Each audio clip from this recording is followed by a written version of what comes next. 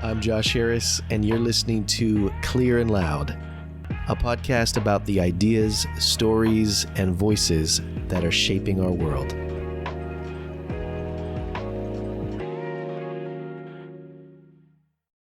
Welcome to Clear and Loud, where we believe a clear message shared courageously can change the world. I'm your host, Josh Harris, and today we're diving into a story that is equal parts shocking, heartwarming, and thought-provoking. My guest is Justinsuperstar. He is an award-winning filmmaker whose work has been viewed hundreds of millions of times, and his latest documentary is called Mom and Dad's Nipple Factory. It's now available on Amazon Prime and Apple TV, and it's creating quite a stir. So imagine growing up in a conservative Christian home. Many of you don't have to imagine that because that was your experience.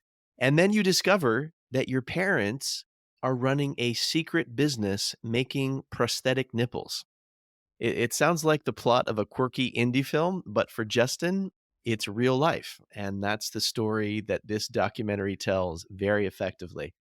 So today we're going to explore how this revelation impacted Justin, his relationship with his family, his views on body image and sexuality, and we'll dive into some of the broader implications of purity culture and the power of sharing our authentic stories. So get ready for a conversation that challenges assumptions, celebrates growth, and reminds us that truth is often stranger and more beautiful than fiction. Let's talk to Justinsuperstar.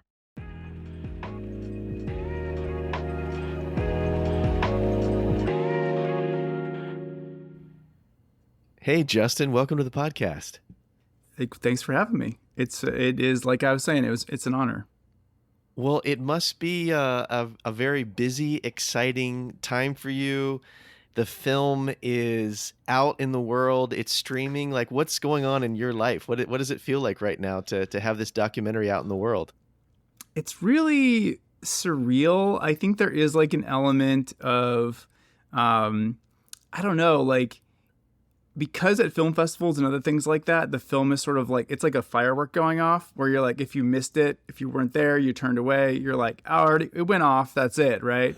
And so it's this sort of like mysterious thing. And now people can rent or buy it on Amazon and Apple and they can get it on DVD. And so the film goes from being a film about a family secret, and the film is also a secret, to now right. The family secret's out. The film is out. It's all out there, right? And you grow and nurture this thing. For me, it was almost 10 years from starting to its release. And it just puts you in a different mind state, right? Yeah, because yeah. So much leads up to this, and then now people can see it. So I think I'm still in shock. I love it. Well, it's great to chat with you right in the midst of the excitement and the shock. What's your little pitch for this? I mean, this film's title is immediately intriguing. Mom and Dad's Nipple Factory. What's your little elevator pitch to explain the story? So I always say, kind of set it up with like, I grew up in a really conservative Christian household in small town Wisconsin. And my mom was like this super outgoing social butterfly, just the ultimate people person. And my dad is this like very shy, quiet, nerdy kind of inventor type. I always describe him as like the dad from Honey, I Shrunk the Kids. That guy is like my dad, right? And so my dad was always coming up with these little devices and these little tips and tricks as a father of 5 to create order in the household. So we were sort of like almost his like little experiment subjects throughout our childhood. And it was always very interesting. And I always describe my mom as like, my mom's fun and my dad is boring. And in 2007, my mom actually got breast cancer and had to have a unilateral mastectomy and reconstruction. And so my very shy, quiet, conservative Christian dad, who probably never said the word nipple to us growing up, took over my sister's old bedroom in the house we grew up in and transformed it into this like nipple laboratory where he spent months after my mom's mastectomy seeing how incomplete she felt after the reconstruction, because they kind of rebuild the breast mound area and you have your original and then you have the rebuilt one. And I think my dad really clued into how incomplete she felt. And Mm. so my mom is the woman of his dreams. And so that really is why he spent all this time learning how to build her the perfect replacement nipple after the doctors and the experts told them that there just wasn't something available.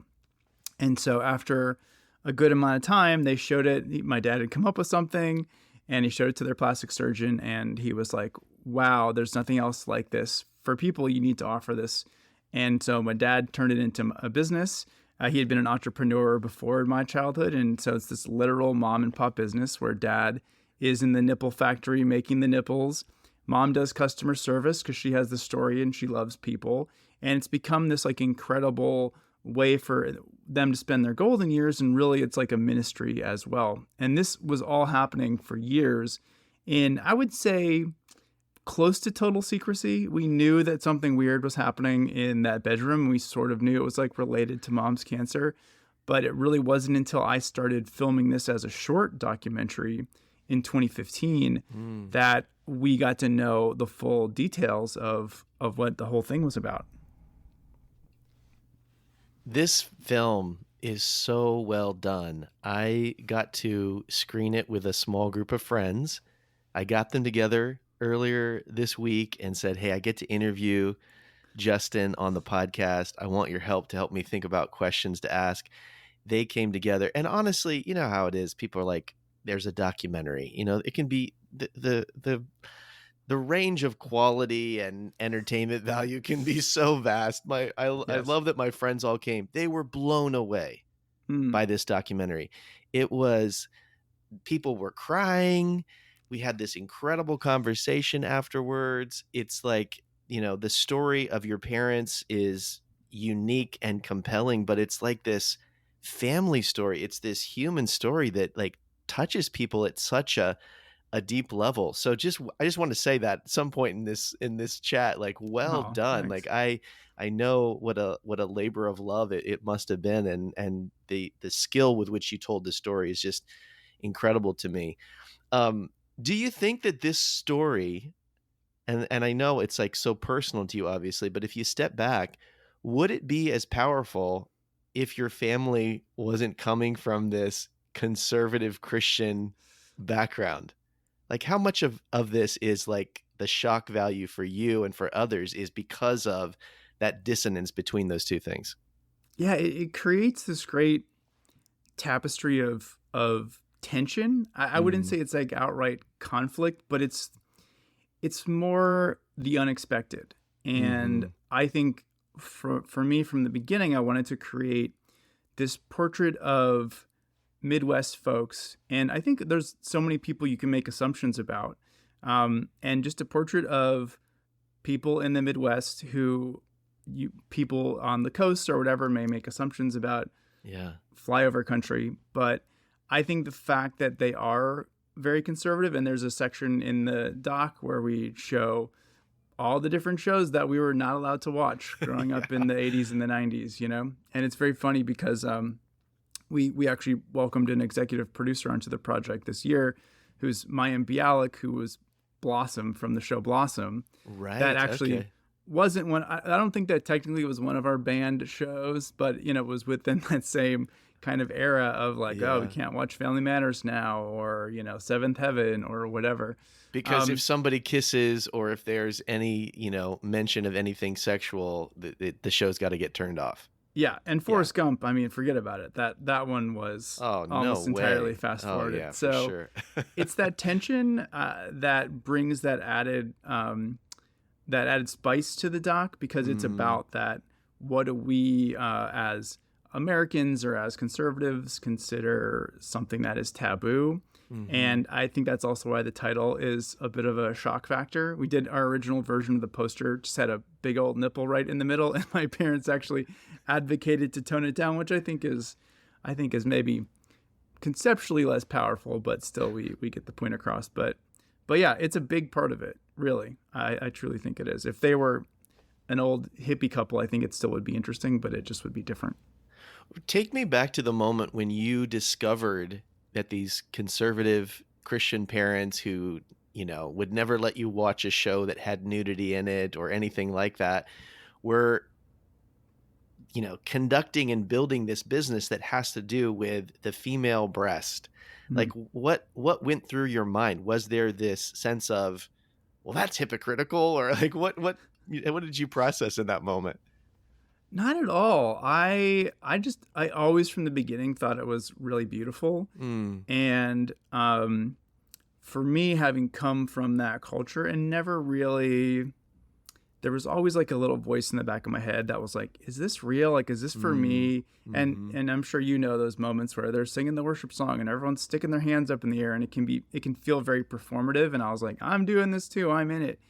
And I think for me, for my parents to do this, coming from this culture where there can be a lot of follow the leader going on, which can Yeah. be very dangerous. Mhm, And I just love that my parents really didn't, I don't think it concerned them too much that it was about this thing that mm, they say is a very personal and private thing. mhm. Um, and I was just very intrigued. And I think there was a level of my own Midwest awkwardness where I found it easier to pitch making a short documentary about this Mm. initially to my parents than just having a conversation with them about it and being like, "What's the deal?" I needed to put it into like a package Yeah. to be able to really kind of talk about it. And that package of the documentary, which started as a short that I never finished and turned into a feature, allowed me to have these really powerful Mm. conversations with my parents because I put on that documentary filmmaker hat and I would say,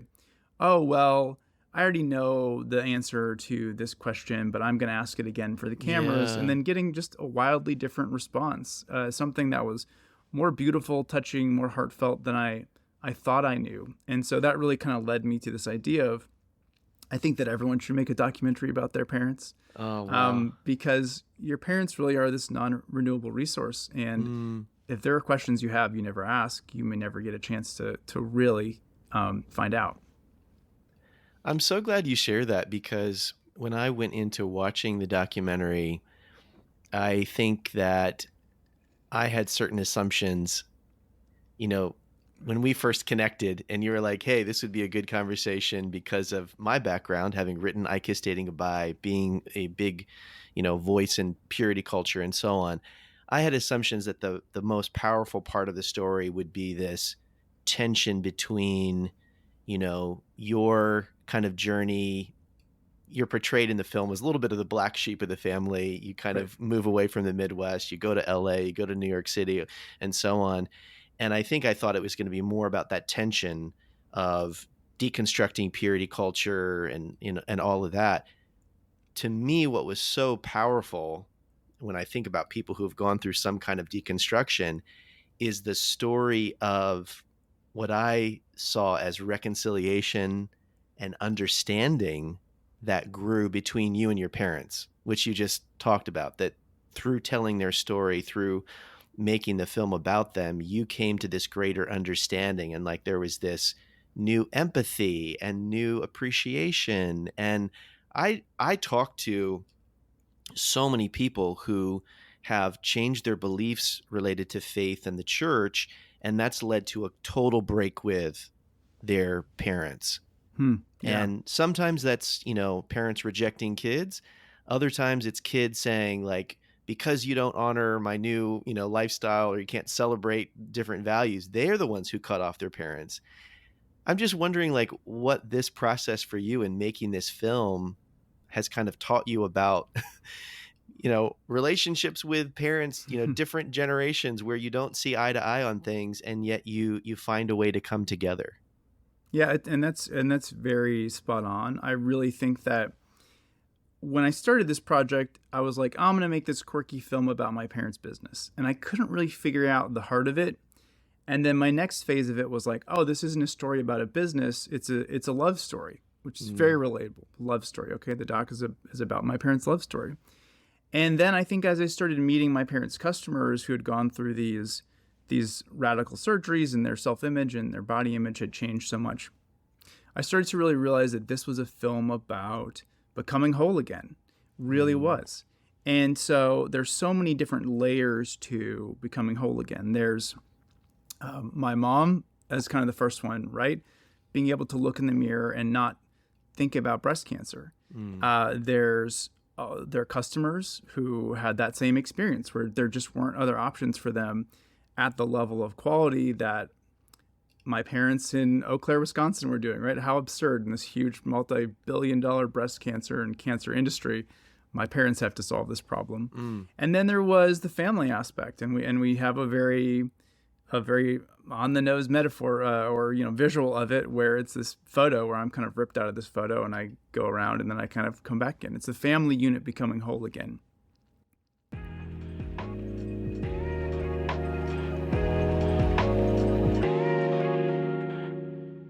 Hey there, it's me, Josh from Clear and Loud. This era of my life is all about the freedom found in being able to grow, tell new stories, and create new things. And that's exactly what I do through my company, Clear and Loud. Yes, it's not just a podcast. We are a boutique creative agency that helps entrepreneurs, authors, and big thinkers launch their world-changing ideas into reality. So whether it's crafting a website that connects with your audience, developing a podcast that amplifies your voice, or implementing systems that streamline your business, we've got the expertise to make it happen. We don't just tackle projects. We like to say we ignite momentum. We're all about big launch energy. So we work alongside you to clarify your strategy, capture attention with compelling storytelling, and supercharge your growth with the right tools and technology. So whether you're a company that needs a little added firepower or a solopreneur who doesn't want the hassle of managing a bunch of freelancers, if you're ready to take the next big step and to turn your vision into an unforgettable reality, reach out to us at Clear and Loud. Let's hop on a free strategy call and get that big launch energy flowing. Go to www.clearandloud.com. You've got a story to tell, and we'll help the world hear it.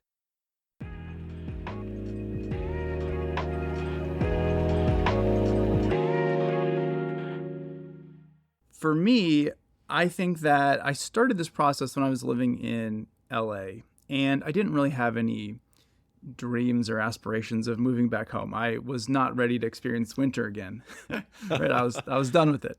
And I do think that the process of going back home more and more often, connecting with my parents on this much deeper level, and then really even the process of editing the film. So my dad is this incredible archivist.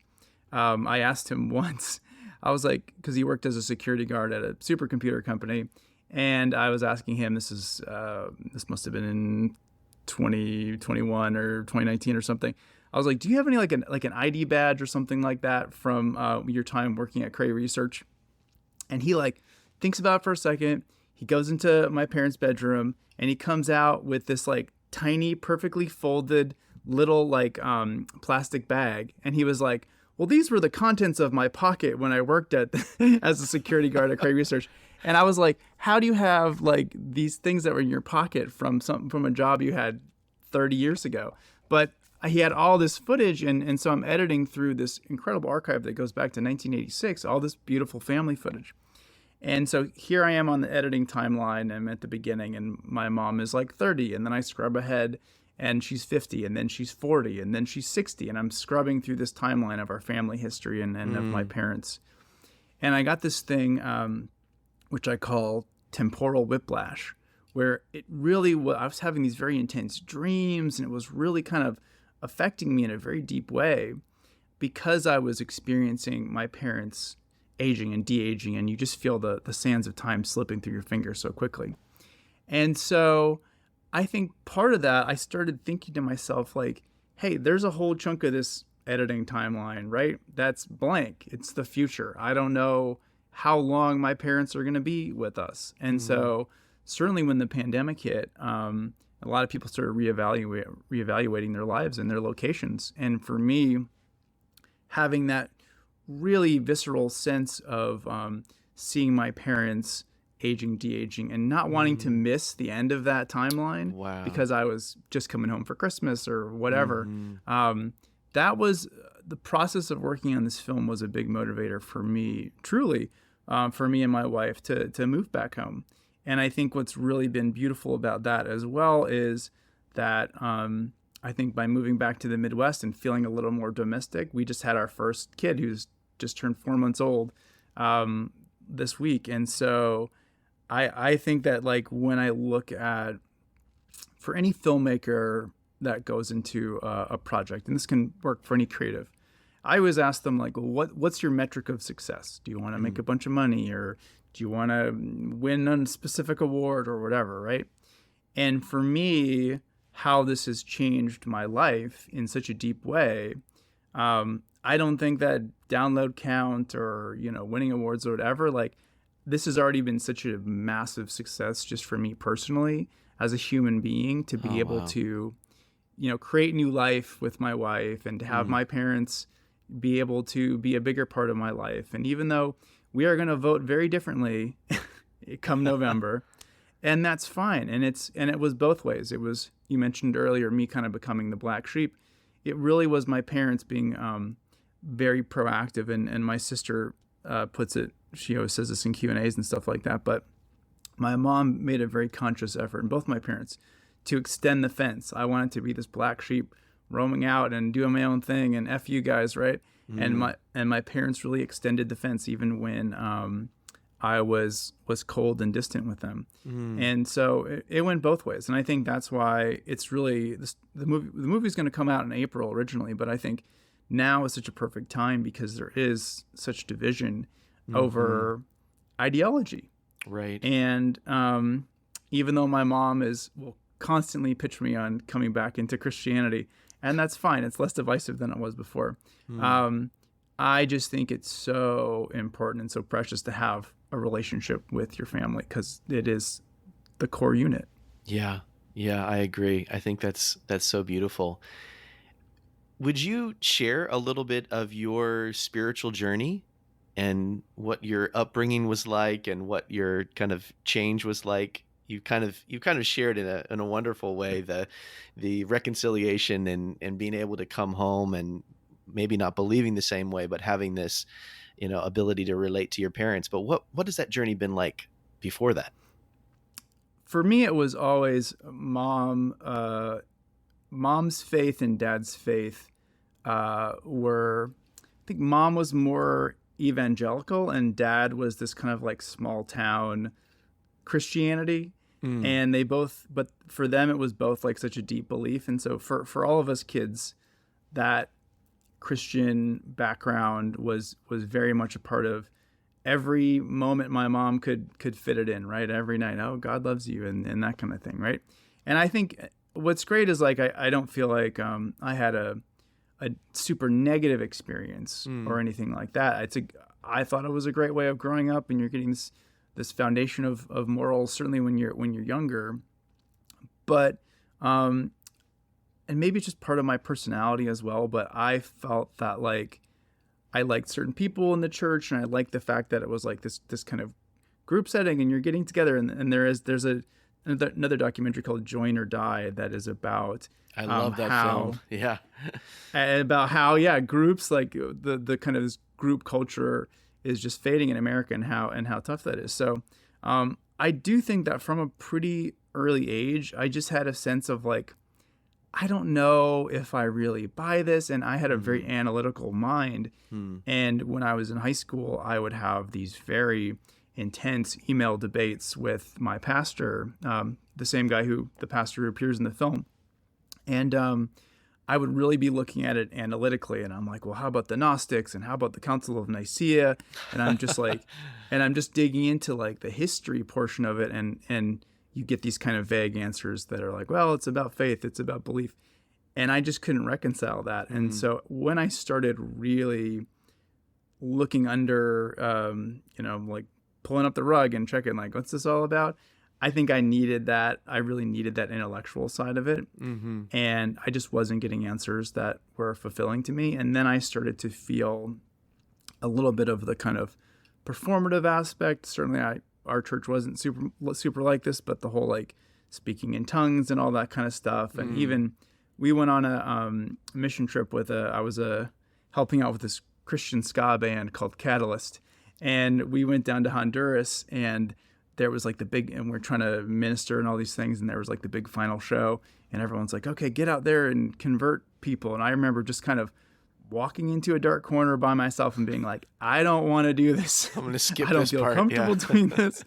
I like hanging out with my Christian ska friends, but this is not for me. And so then as soon as I was able to have some independence, and I was, hey, and saying, I think I'm sure similar to you, I was a youth leader in high school, not to the same degree, but I was like, I would do the fun hosting like part of youth group before it got into the more religious stuff.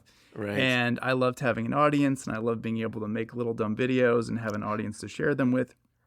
But then when it got to the rest of it, I was like, I don't really know if this is for me. So it was slow, and then it was fast. I think it was in my mind cooking for a while. And then when I was able to split, I was like, okay, I'm not trying to reconnect with the church anywhere else. And I'm sure that's similar to a lot of people's journeys. Yeah. And I connected my family and my parents so much, especially my parents so much with that faith, that when I was starting to walk away from it, they were so much conjoined to that. Right. And I think that's when the relationship started to fracture. Thank you for walking through that. I do just want to go back to one part of it, because I mean, a lot of people who listen to this podcast come from a Christian background, but for you to drop ska into the mix, I think probably just like people had a brain freeze. I mean, absolutely. I can picture that. Super I can picture you, super stones. Yeah, exactly. Well, I want to talk about something that I think is really interesting about the world that we live in today. And it's not just a conservative Christian thing, but it has to do with body, our human bodies, and particularly the way that we think about female bodies. Obviously, this film is about a nipple factory, the female nipple. The female nipple is such a controversial thing. And there's this funny tension that I felt in the film. I mean, and in our culture at large, I would say, but like on one hand in the film, it shows what a big deal nipples are to women who want to feel whole, who want to feel normal, and so on. And then as you're portraying purity culture and the way that culture reacts to nipples, Janet Jackson in the Super Bowl, all those kinds of moments, there's this moment of like, why do we make such a big deal of this? So I'm just curious if you had any revelations along the way about how our particular culture relates to the female body, nipples in general. What was that like for you? Obviously spent a lot of time in this topic. It's something where, because that sense of impropriety is just like, it's so deep inside of me. I think there still was like a struggle, like for how much I wanted to push, how much I wanted to push it, right? And I have this really, I am really fascinated with the idea. This film doesn't have a MPAA rating, right? I'm fascinated with the idea of what it would be. One of the last bits that we filmed for this doc was these sections where we had women who had gone through breast cancer and reconstruction, who had no nipples. And it's this scene that I always knew would be a powerful moment in the scene, where you see the before and after. You see this blank slate of the breast mound with nothing on it. And then they pick up some of my parents' nipples from a table and they put them on. And I am fascinated with the idea of, if the film was blurred or censored for TV, would they blur the nipple when it was sitting on the table? Would they not blur it till it landed on the breast mound? Right. Right. I think there's some conversations around that, where it's like, what is it about a particular part of the body that we all have, being on a lump of fat and tissue that makes it something that's salacious? And there's and I think maybe Josh, you'll recognize this quote. My wife always boos after it comes on, but there's a moment in the film where you're talking and you're like, it's so difficult for a guy to look at a girl with purity in his Oh, heart when she is dressed immodestly. And my mhm. wife always goes, boo. Okay. Right? And it becomes I this yeah, idea of immodesty and like, how yeah. much cleavage are you showing? And this, men, we just can't handle it, right? And we did have a deeper exploration into like the history of why is this, and it used to, male nude toplessness used to be illegal until the 20s, and then there was this Interesting. law that changed, and but I really tried to make it the core of it more like the love story of my parents, and give Mm, enough of like the background of that 90s purity culture or kind of yeah. current thinking of it. But I think there was for me a lot of learning as well. I tried to listen to the cancer survivors as much as I could, Mm, and mhm. I'm also fascinated with like how this film would play in Europe, where it's also much different, Right. thinking about the topless women. Exactly. So I guess it's like a long way of saying like I feel like I'm really curious people's reactions to Mhm. the film because it it pushes enough, but not so much that I think it creates a boundary for people who are more Yeah, conservative to not want right. to see it. But I hey, I've love been the sitting in like a. Oh, go ahead.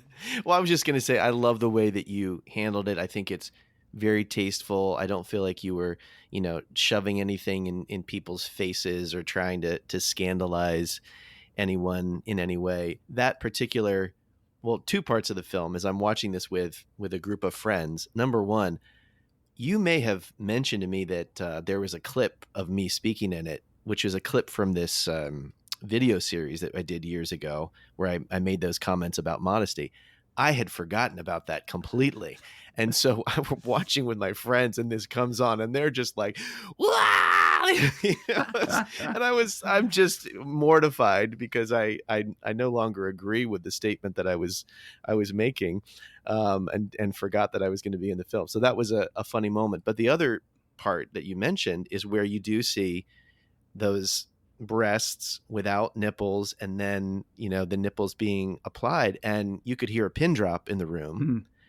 Um, and I think it was like the way that that was placed in the film. You weren't aware of, oh my goodness, this is this sexy moment, or Right. something being revealed. It was, you were feeling the stories that you'd heard of how significant this would be for that woman, that there was this sense of wholeness and completeness, and a kind of taking back what cancer tried to take away. And I do think that there are so many parts of um, our world that you can either engage in at this, you know, political level, issue level, kind of stick one to the left or the right, or you know what I mean? And, Just like a take, nipple, stick yeah, one to the just, left, to the yeah, right. There you stick go. one to the left or the right. Or you can take that issue, that topic, to a very personal level of what is it like for a human being to engage. And I love the fact that you took it to that human personal level, and it it makes you think. It pushes your thoughts about these kinds of things. It's um something where, and after that, there's some before and after photos from my parents' website actually, and it's hmm, that's kind of where we started with it, and it is, I think, really powerful to see these breasts that have it. Some of them look like they've gone through war, you know, mm, yeah, and I think that is just like I get. mm, It's been a long week, so I get very emotional, but I think there's such beauty to, and again, like people talk about Christianity, what's Christ like or whatever, like there's such a beauty to mm, being able to give that completeness, right? yeah, So that was a part of the film I really fought for, and I was mm, glad. Like literally, it was one of the last things that we shot, mm, um, and and I've been in screenings at film festivals where people gasp mm, in like not in like a shock, but like in a wow. I've heard wow before, yeah, and so that to me is very validating. That is such an important moment for a human mm-hmm, being, right? To have that, mm-hmm. and how dare anyone say that that's bad or wrong or whatever. Mm. Yeah. How are you and your family navigating the public release of this? I've seen online, I followed you on Instagram.